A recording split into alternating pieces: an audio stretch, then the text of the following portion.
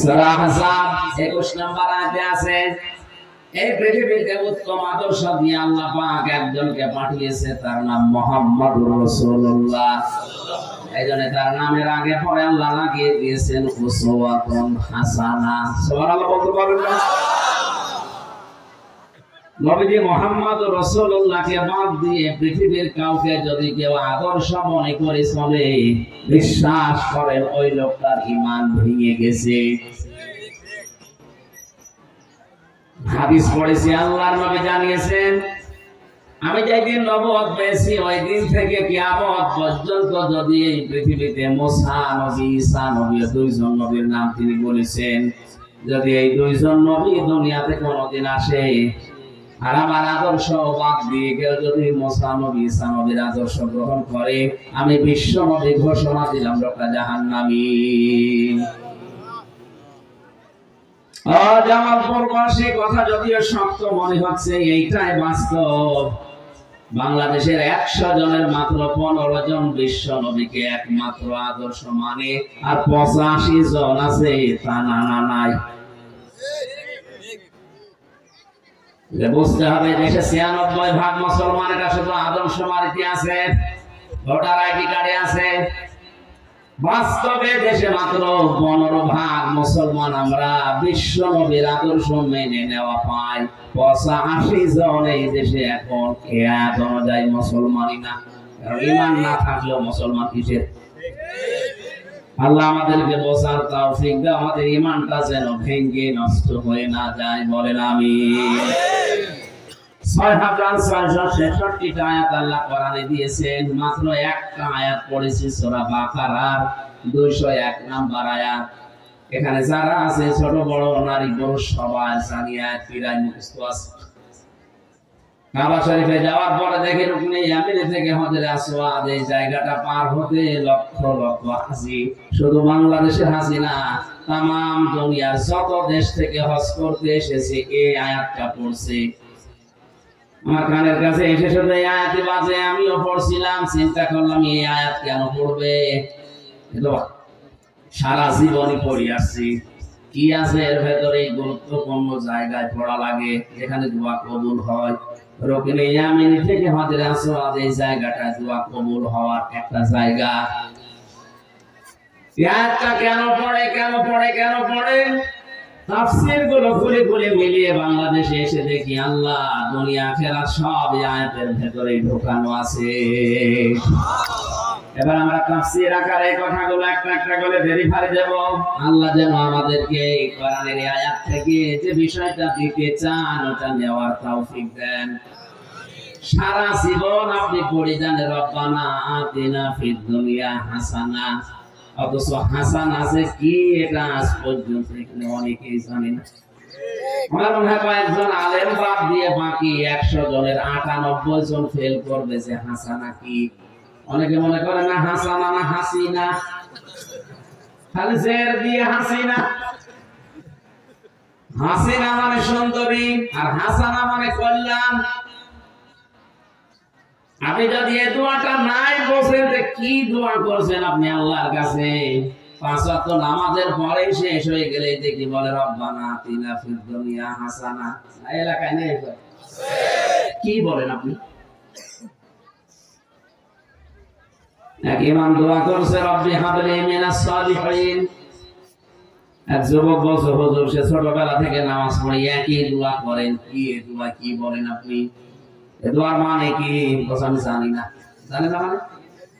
সারা জীবন দোয়া করেন আপনি জানেন না, আপনাকে বলা লাগবে? আমি জানি না। এক আলেমের কাছে গিয়ে বলে আমাদের ইমাম শুধু এই দোয়া পড়ে, এই দোয়ার মানে কি? আলেম বলছে এটা শুধু দোয়া না, এটা কোরআনের আয়াত। এর অর্থ হচ্ছে আল্লাহ তুমি আমাকে একটা নেককার সন্তান দান করো। যুবক মনে করছে আমাদের ইমামের মনে হয় ছেলে মেয়ে হয় না, বাড়ি নোয়াখালী। নোয়াখালী বাড়ি এসে মনে হয় জামালপুরে ইমামতি করছে, ছেলে মেয়ে নেই। এই দোয়া পড়ে বলছে হুজুর আপনার ছেলে মেয়ে কয়টা? 11টা। 11টা ছেলে মেয়ের উপর আপনি দোয়া করেন, আপনার লজ্জা আছে কেন? আমি তো দোয়ার মানে জানেন না, আমি জিজ্ঞাসা করে আসলাম। দোয়ার মানে আল্লাহ তুমি আমাকে একটা নেককার সন্তান দান করো। আপনার 11টা হয়ে গেছে, এরপরও দোয়া করেন, আপনি কি দেশ ভরে ফেলাবেন? ইমাম সাহেব বলছে বাবা জিয়া দোয়ার মানে এই, আমি যদি আগে জানতাম তো 10 বছর আগে দোয়া বাদ দিতাম।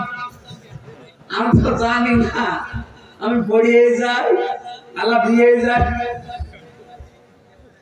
তারপরে সেই ছোটবেলা থেকে রব্বানা আতিনা ফিদ দুনিয়া হাসানা পড়ছেন, কি বলেছেন একদিনও ভাবেননি, আজকে ভাববেন।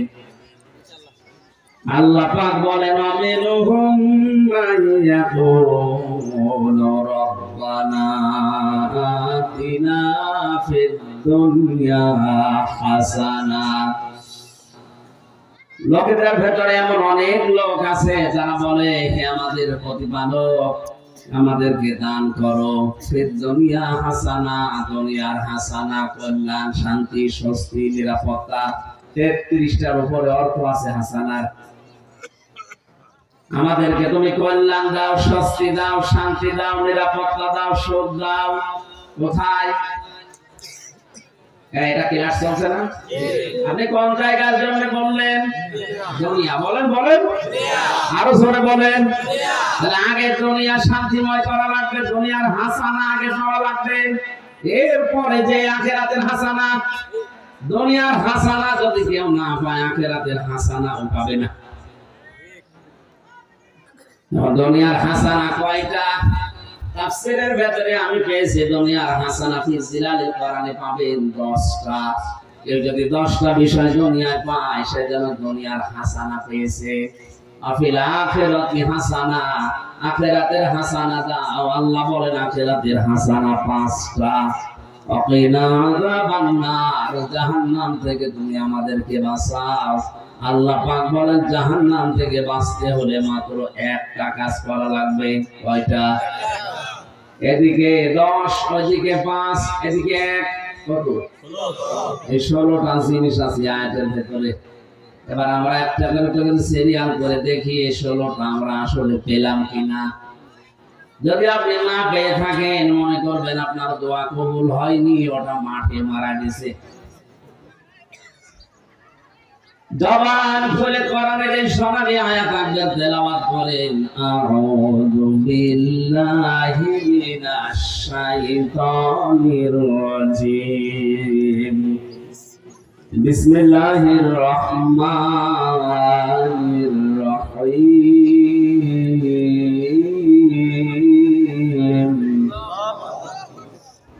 ومنهم من يقول ربنا آتنا في الدنيا حسنة وفي الآخرة حسنة وقنا عذاب النار.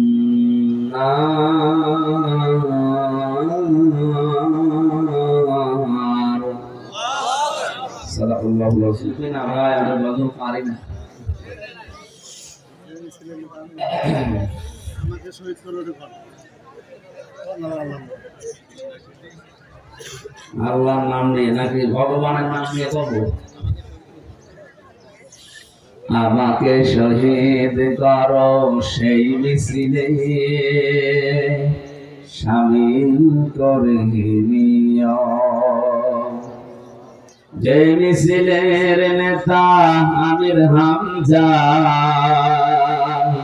খোবায়েব খাব্বাব, খোদার ছিল যারা অতি প্রিয়, শামিল করে নিও। আমার ভাইরা, সূরা বাকারার 201 নম্বর আয়াতে আমরা পড়লাম।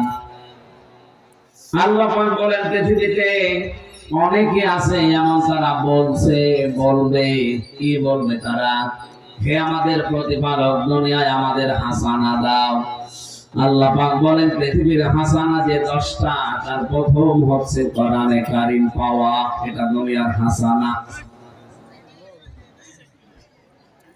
এখানে যারা বসে আছে সবাই হয়তো এক বাক্যে বলবে কোরআন আমরা পেয়েছি, নড়িতে চলেন আপনাকে দেখাবো।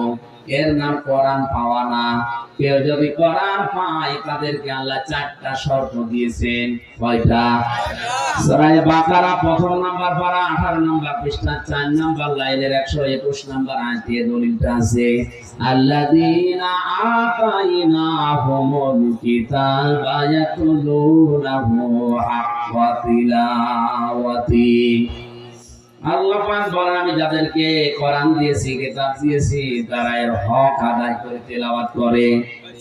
তাফসীরে মুনির মুফাসসির লিখেছেন কোন কিছু যদি কেউ হক আদায় করে পড়তে চায়, বিশেষ করে হাক্কা তিলাওয়াতি এই শব্দের ব্যাখ্যায় তিনি বলেন কেউ যদি হক আদায় করে কিছু পড়তে চায় 4টা শর্ত তারে মানা লাগবে।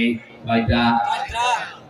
আপনি যে দুনিয়ার হাসানা পেয়েছেন মিলান তো, এই 4টা হক আদায় করে যদি আপনি পড়তে পারেন বুঝবেন আপনি কোরআন পেয়েছেন। দুনিয়ার 1 নাম্বার হাসানা আপনি পেলেন।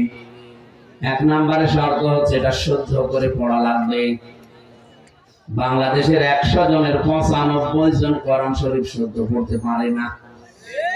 এক কথা বলে না, মানিয়ে বলছি এটা জরিপ। 100 জনের 95 জন শুদ্ধ করে পড়তে পারে না। সারা জীবন আপনি দোয়া করলেন রব্বানা আতিনা ফিদ দুনিয়া হাসানা, আপনার দোয়া তো কবুল হচ্ছে না। যদি হাসানা পেতে চান এই রমজানটা কাছে লাগান, শুদ্ধ করে কোরআন পড়বই। সিদ্ধান্ত নেন, পারবেন ইনশাআল্লাহ। আমি গ্যারান্টি দিয়ে যাচ্ছি যদি শুদ্ধ করে পড়তে পারেন। দ্বিতীয় শর্ত হচ্ছে এটা বুঝতে হবে পুরা রমজানে 1 পারা করে হলো মাতৃভাষায় অর্থ পড়ে পড়ে পুরাটা শেষ করে।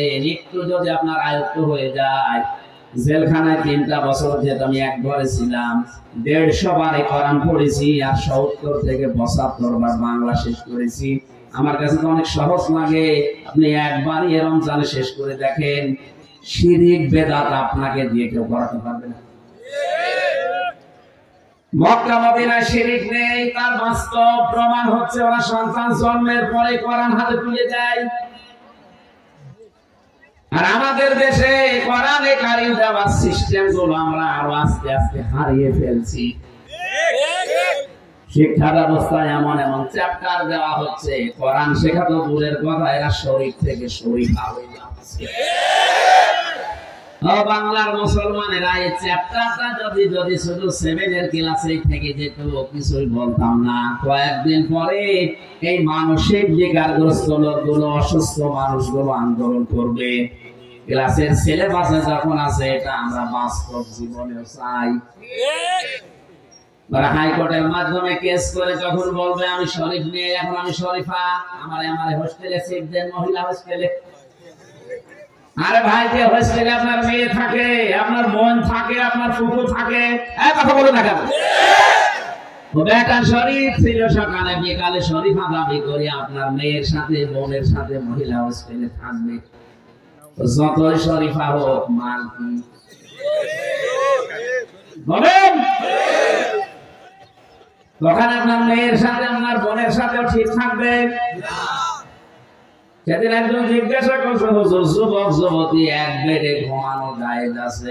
জায়েজ আছে, কিন্তু ওরা ঘুমাবে, ওরা ঘুমাবে।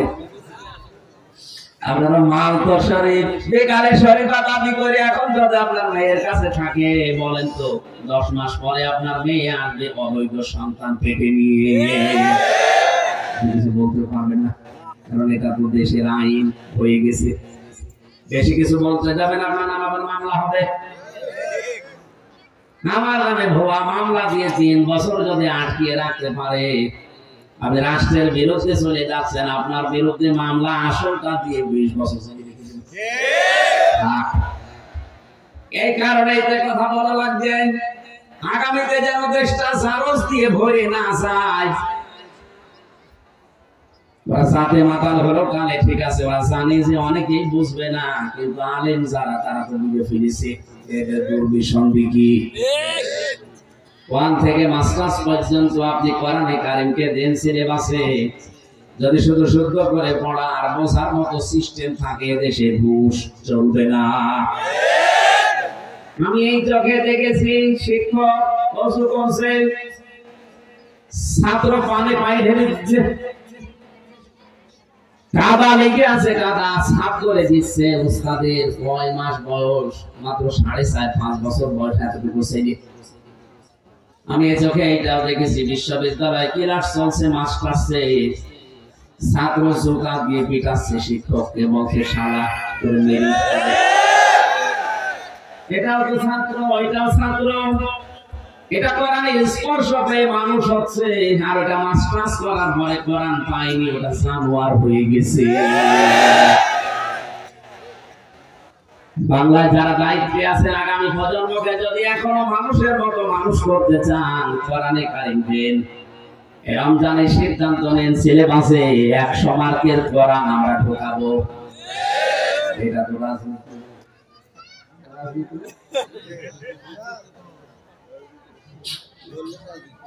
কোথায় চলে যাচ্ছে? আরে ভাই, আপনি আমি হুজুর নাই আর 50 বছর পরে মাটির নিচে থাকবো। আমাদের প্রজন্ম এই দুনিয়ায় থেকে যদি জেনাখর হয়ে যায়, যদি অবৈধ সন্তান পেটে নিয়ে ঘরে, কবরে আপনি শান্তি থাকতে পারবেন? দুনিয়ায় যেগুলো রেখে গেলেন, এগুলো যা করবে ফিলাক্সি লোড হয়ে, বিকাশ হয়ে সব কবরে যাবে। এখন যদি বলেন হুজুর আমার বিকাশ নাম্বার খোলা নেই, এমনি করে যাবে? খোলা লাগবে। যা রেখে গেছে এটা কি খোলা লাগবে? আপনি রেখে গেছেন তো পরিমণি, স্বামী পাল্টাতে পাল্টাতে কত স্বামীকে পাল্টে চলেছে। আমাদের পাশে জেলে ছিল, জেলের ভেতরে যে সাজস করে মানুষ ওখানে টেনশনে চিন্তায় বাঁচে, আর শ্বাসের শেষ নেই।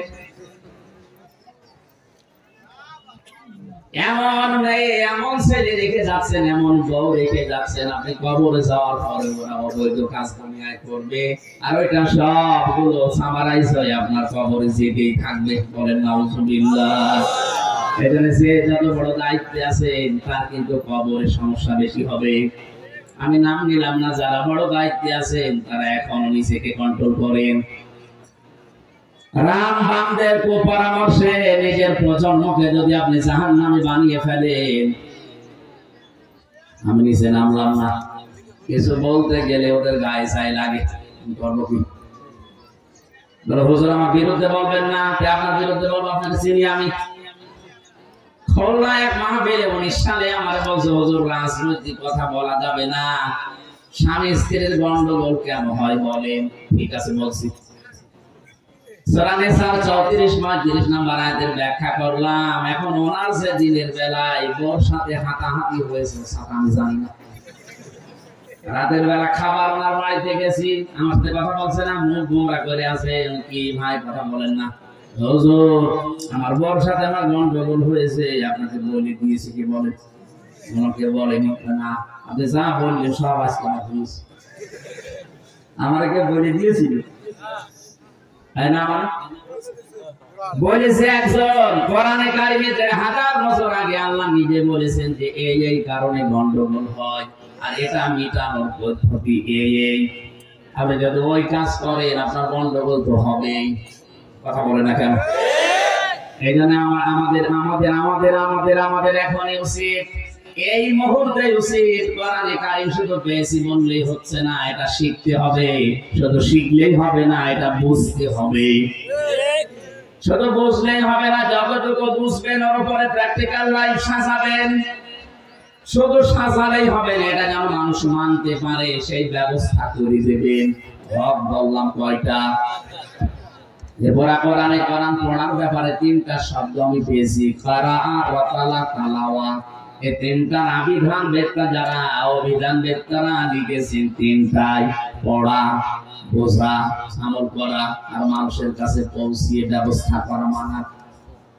এবার আপনি বলেন তো, আপনি দুনিয়ার হাসানা আসলে পেয়েছেন কিনা? আমাদের দেশে সর্বোচ্চ জায়গা যিনি আছেন, ওখান থেকে আমি হামজা পর্যন্ত সারাই বলছি রব্বানা আতিনা ফিদ দুনিয়া হাসানা। আসলে আমরা কোরআন পেয়েছি? বলেন না, পারি না। কারণ এই 4টা বিষয় আমরা এখন মানতে পারছি না। শুদ্ধ করে হয়তো আমরা পড়ি, বোঝার চেষ্টা করি, কম বেশি আমলও করছি, কাজেও লাগাচ্ছি। 4 নম্বরে দেশের মানুষকে এটা মানানোর ব্যবস্থা করা দরকার। এই কাজ করতে গেলে তখন আমাদের উল্টাপাল্টা নাম দিয়ে দেয়। এক কথা বলছেন আল্লামা আহমেদ শফিক যতদিন পর্যন্ত কোরআন পড়েছে কোন সমস্যা তার ছিল না এই দেশে। যতদিন বুঝেছে কোন সমস্যা ছিল না। কম বেশি আমলও করেছে, নিজের সার্কেলে কোন অবস্থায় সমস্যা হয়নি। যখনই বলেছে না এর ভেতরে যা আছে আমি মানুষকে মানাবো, এর ভেতরে আছে ওয়াল্লাযীনা ইয়াযুনা রাসূলুল্লাহ লাহুম আযাবুন আলীম, যারা রাসূলকে কষ্ট দিবে তাদের জন্য ভয়ঙ্কর শাস্তি আল্লাহ রেডি করে রেখেছে। সুতরাং এই দেশের মানুষ যেন নবীকে কষ্ট দিতে না পারে, গালি দিতে না পারে, এই বিষয়ে আমি সোচ্চার। ডাক দিয়েছিলেন শাপলা চত্বরে, রাম আর বাম রাম নামই পাল্টিয়ে দিয়েছে তেতুল হুজুর।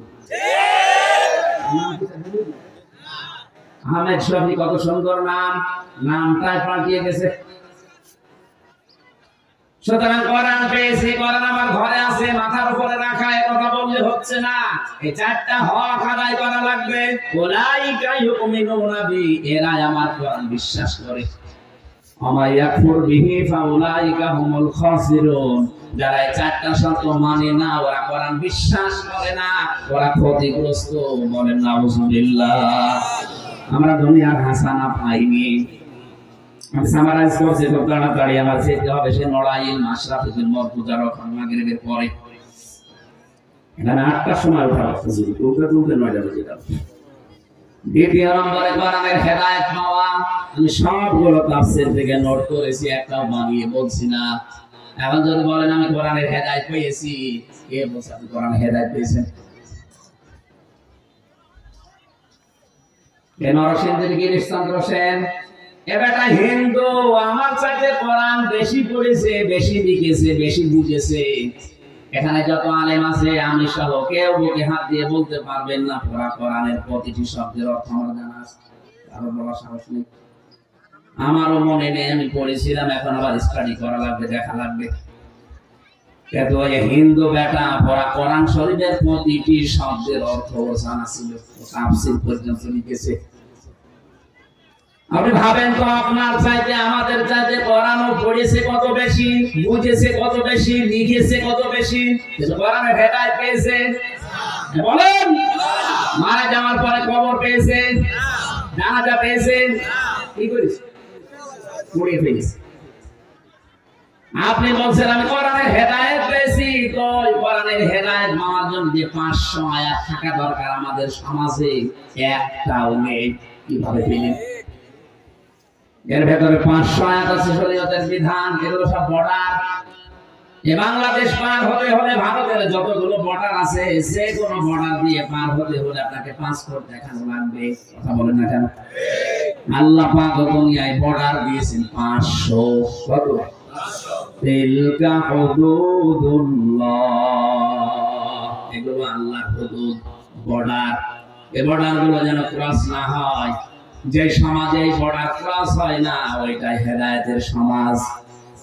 আমাদের দেশে, আমাদের সমাজে সব বর্ডার ক্রস করে অলরেডি চলে গেছে আমরা আমেরিকায়। দেশটা এখন গেড়াকলে পড়ে আছে। এদিকে একদিকে আমেরিকা, আর একদিকে চীন আর রাশিয়া আর ভারত। আমরা মাঝখানে, এদিকে গেলেও মরব, ওদিকে গেলেও মরব, আমরা করবো। এখানে শুধু প্রধানমন্ত্রীর দোষ নয়, করবে কি? যেদিকে যাবে সেই দিকেই মায়ের খাওয়ার আগে একটা গেড়া করে আমাদের ফেলে দিতেছে। এ কথা বলতে গেলে এটা আন্তর্জাতিক পর্যায়ে ষড়যন্ত্র হবে, আমি জানি। দুনিয়ার হাসানা আমরা আসলে পাইনি। 3 নম্বরে দুনিয়ার হাসানা, পরিশ্রম করতে পারা, শ্রম দেওয়া, এটা দুনিয়ার হাসানা। আজ হাজার হাজার মানুষের চিন্তা ভাবনা, কোনো কাজ করবো না, শুধু বসে বসে খাবো। কিসের দোয়া করেন আপনি? রব্বানা আতিনা ফিদ দুনিয়া হাসানা। পরিশ্রম করা, এটা দুনিয়ার হাসানা। দুনিয়ার কোন নবী বসে খায়নি, সব পরিশ্রম করে দিয়েছে। আদম নবী চাষ করে খেত, হযরত দাউদ নবী লোহা পিটিয়ে সোজা করে খেত, আমাদের নবী মুহাম্মদুর রাসূলুল্লাহ ব্যবসা করে খেত। 48,000 পীর এই বাংলাদেশে একটারও কোনো কাজ নেই, শুধু বসে বসে। দেখুন সরকারি চরিতে 48,000-এর উপরে পীর, আরে ময়মনসিংহ বিভাগে তো আরো বেশি। ঘরে ঘরে পীর। কোন কাজ আছে আপনি বলেন? অথচ নবীর হাদিস হচ্ছে আল কাসিম হাবিবুল্লাহ। আমার ভাইরা, পৃথিবীতে পরিশ্রম করার জন্য আল্লাহ মানুষকে বানিয়েছেন। লাকাদ খালাকনাল ইনসানা ফি কাবাদ। অবশ্যই আমি আল্লাহ মানুষ বানিয়েছি কঠোর পরিশ্রমের মাধ্যমে। একে পরিশ্রম করা লাগবে। এজন্য মসজিদে নামাজ শেষ হয়ে গেলে আর মসজিদে থাকাও ঠিক না।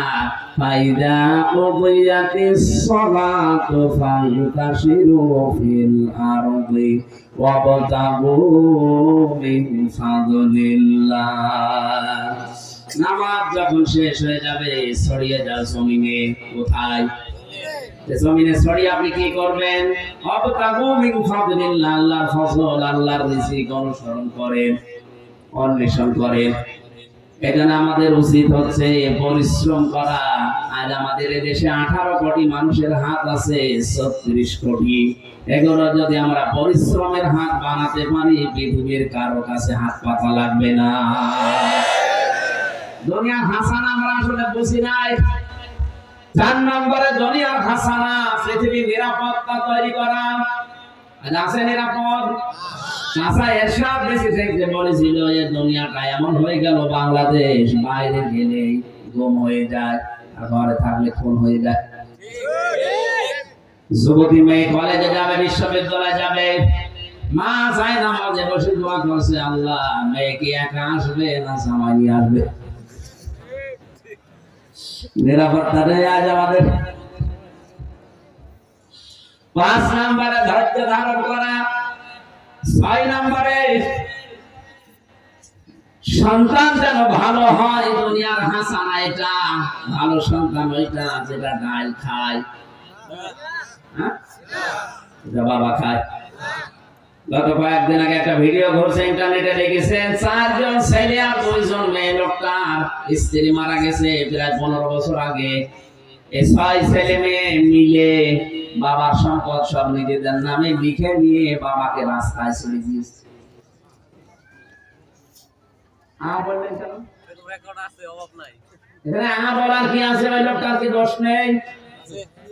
আল্লাহর পরে যে মা বাবার স্থান, এই জায়গাটায় তো ওই 6টা ছেলে মেয়ে জানে না। ও বাবার দায়িত্ব ছিল আল্লাহর পরে আমাদের স্থান এটা ওকে জানানো। এখানে যেটা জানানো যায় সেই জানানোর জায়গায় তো ছেলে মেয়েদেরকে দেয়নি, বানিয়েছে ডাক্তার, ইঞ্জিনিয়ার।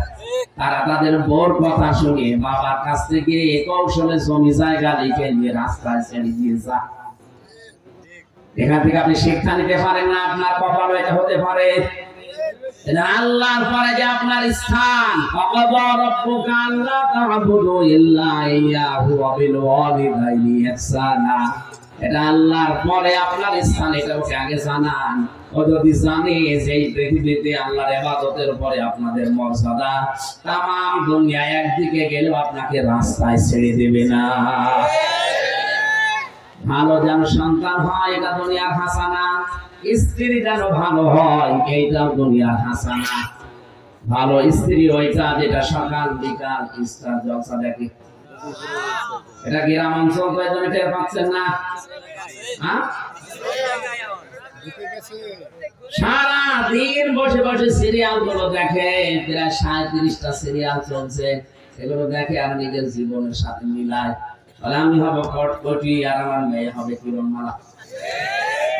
হচ্ছে তাই। স্ত্রী যেন ভালো হয়, এটা দুনিয়ার হাসানা। ভালো স্ত্রী ওইটা বিশ্বনবী যেটা পেয়েছিলেন হযরতে খাদিজা। গভীর রজনীতে দিনের কথা বলার পরে বাড়িতে যখন আসতেন, নবীজি বলেন, আমার খাদিজা বিছানায় বেড লাগিয়ে না ঘুমিয়ে দরজার সাথে হেলান দিয়ে ঘুমাতো। ডাক দিয়ে বললাম, তুমি ঘুমাও না কেন? হযরতে খাদিজা কুবরা বলেছেন, ইয়া রাসূলুল্লাহ, আপনি আমার স্বামী, দুনিয়ার শ্রেষ্ঠ মেহমান। আপনি বাইরে থাকেন দিনের কাছে, আমি 24 ঘন্টা আতঙ্কে থাকি, না জানি কখন আপনাকে কোন ক্ষতি করে ফেলে। আমার ঘুম লাগে, আমি যদি আরামের বিছানায় ঘুমিয়ে পড়ি, রাতের বেলায় এসে যদি বারবার ডাকাডাকি করেন, আমি উঠতে দেরি হয়ে গেলে আপনার কষ্ট হয়ে যাবে। রাতে ঘুম লাগলে আমি দরজার সাথে হেলান দিয়ে ঘুমিয়ে পড়ি যেন দেরি না হয়। এরকম বউ এখন ঘরে ঘরে।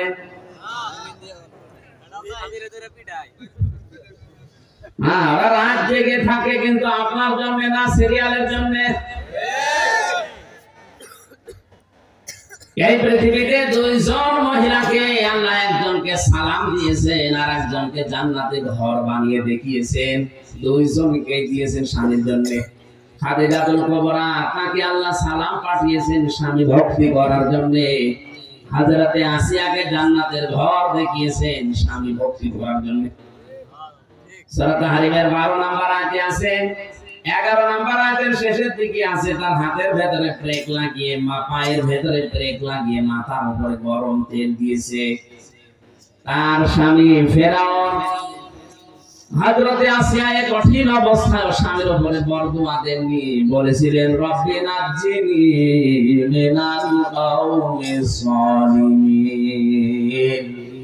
যে খালি টান দিয়ে রব্বি নাজ্জিনি, হে আমার রব তুমি আমাকে বাঁচাও এই জালেমদের কবল থেকে, আমার স্বামীর অত্যাচার থেকে আমাকে বাঁচাও, কিন্তু স্বামীর উপরে তুমি গজব দিও না। ও জামালপুরের মেয়েরা, এত বড় কঠিন যন্ত্রণাদায়ক মুহূর্তে স্বামীর জন্য তিনি বরদুয়া দেননি, আর আপনি একটা সাবান কম হলে বরদুয়া দেন মানুষ। নবীজি জাহান্নামে মহিলাদেরকে মেরাজের রাতে বেশি বেশি দেখেছেন দুইটা কারণে। এক নাম্বার কারণ ছিল তারা স্বামীর নাফরমানি করে। জিবরাইল বললেন এরা স্বামীর নাফরমানি করার কারণে জাহান্নামে বেশি। কি করে নাফরমানি করেছেন? সারাটা জীবন এই লোকটা মাথার ঘাম পায়ে ফেলে আপনাকে খুশি রাখার জন্য, সুখ শান্তি দেওয়ার জন্য চেষ্টা চালায়। হঠাৎ একটা শাড়ি কম হয়ে গেলে বাবা মা তুলে আপনি গালি দেন আর বলে ফেলে তোর ঘরে এসে আমি জীবনে কিছু পেলাম না। এটা হচ্ছে আপনার নামাজ রোজা কালো বোরকা সব শেষ। এরকম বউ আছে, কার হাত তোলেন তো? না, শরমে না, ভয় নেই। কারণ জানে যে এটা ভিডিও হচ্ছে, এখন যদি বাড়িছে ইউটিউবে দেখে যে হাত তুলেছে, খাবার বন্ধ হয়ে যেতে পারে। সম্মানিত মা বোনেরা, যাক আপনারা ভালো আছে, আমার মনে হয় এই ওয়াজ এলাকায় না করাই ভালো ছিল। স্ত্রী যেন ভালো হয়, এটা দুনিয়ার হাসানা। ভালো স্ত্রী ওইটা যার ভেতরে 4টা গুণ পাওয়া যায়। এক নম্বরে স্বামী বাড়িতে আসলে দুনিয়ার সব কাজ বাদ দিয়ে স্বামীকে খুশি করার চেষ্টা করে। স্বামী যদি বাড়িতে আসে মেয়েদের জন্য পারিবারিক সব কাজ বাদ, স্বামীর দিকে যদি কেউ তাকিয়ে তাকে খুশি করতে পারে, হাসি খুশি দিয়ে হোক, যেভাবে হোক, যদি কাজল কতু দিয়া লাগে তা দেবেন। নিজের স্ত্রী কাজল কতুলের সমস্যা আছে। 2 নম্বরে স্বামী যেটা পছন্দ করে ওইটা আপনাকে পছন্দ করা লাগবে যদি জায়েজ হয়। স্বামী পছন্দ করে আপনি যখন হাতা কাটা ব্লাউজ গায়ে দিয়ে থাকেন, কোনো অসুবিধা নেই। কি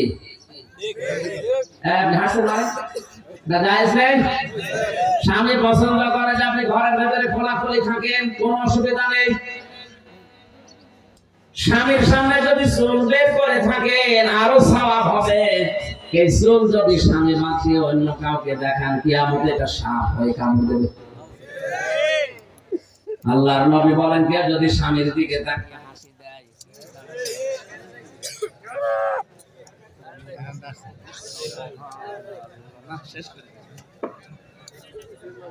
আমার ভাইরা, নবীজি বলেন কেউ স্বামীকে খুশি করার জন্য হাসতে খেলতে গিয়ে যদি দাঁত বের হয়ে যায়, সেই কয়টা দাঁত বের হবে 6টা দাঁতের কথা তিরমিজি শরীফে আছে, 6টা নফল হজের সওয়াব পাওয়া যাবে।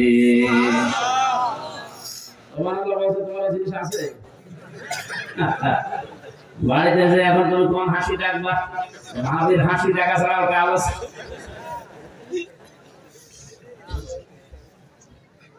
সুবহানাল্লাহ বলতে অত জোরে বলছি এই কারণে, কারণ বাড়ি যেয়ে দেখবে মনে করবে যে দাঁত দেখালেই সব দাঁত বের করে পড়ে আছে।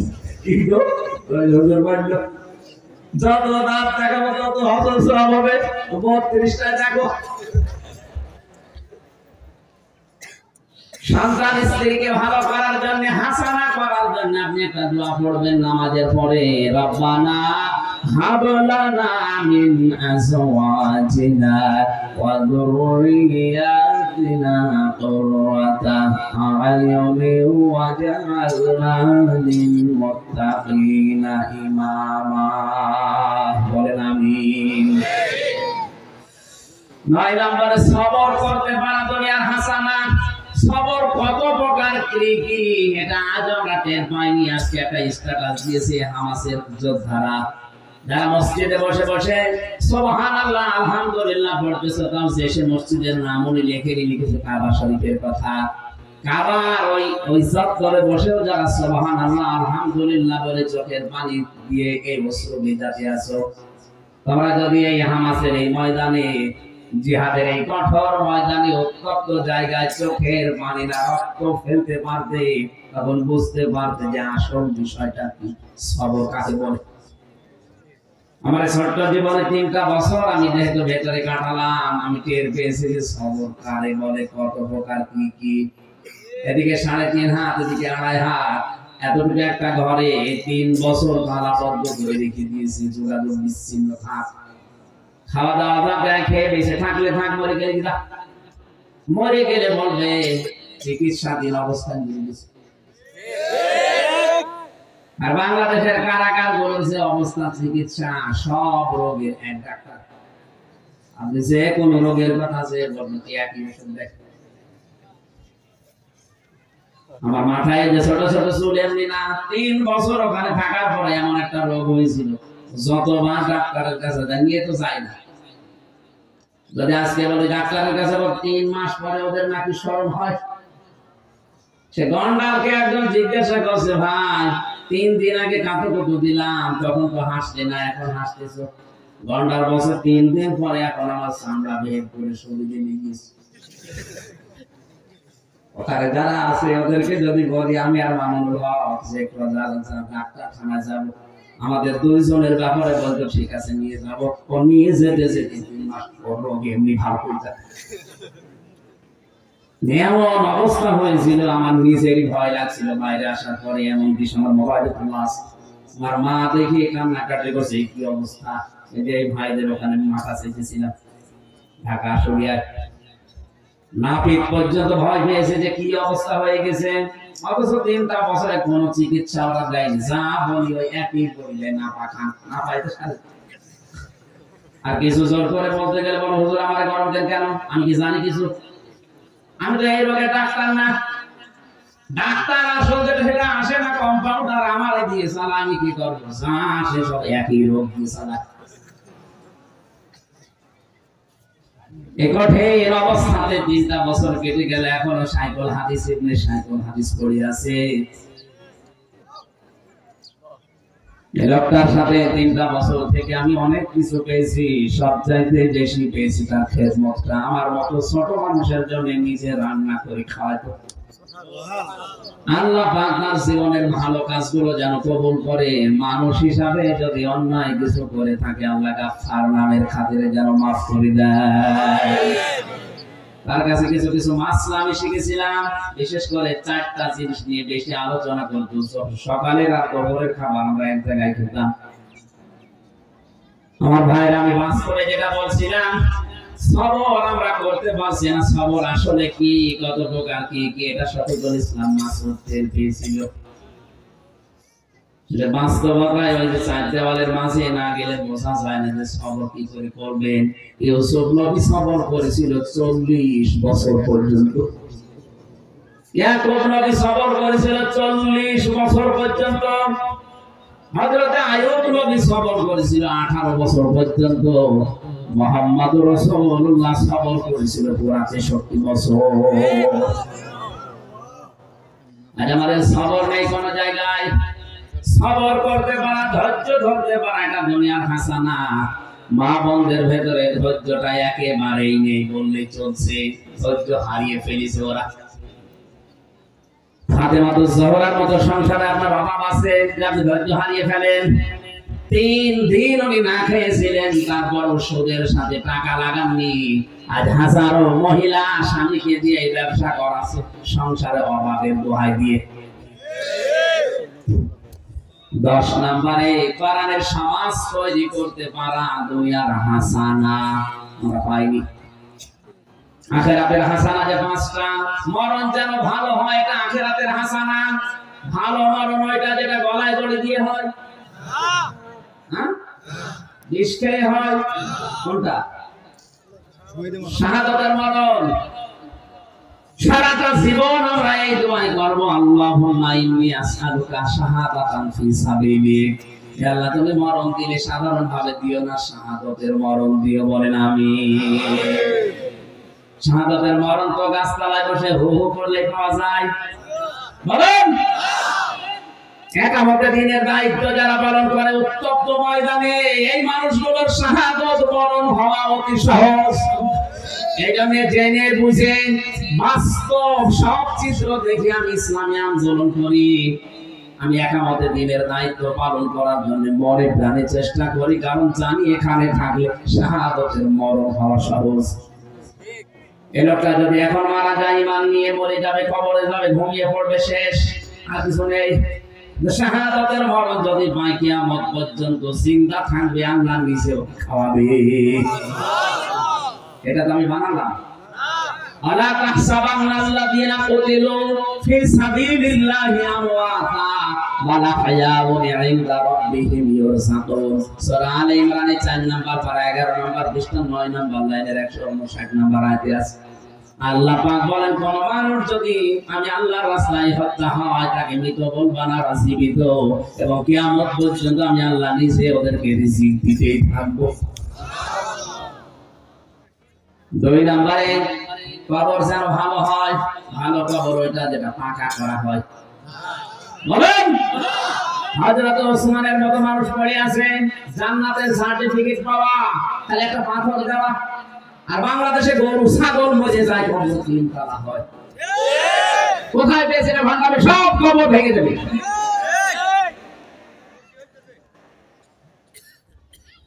তিন নম্বরে হাসর যেন ভালো হয়।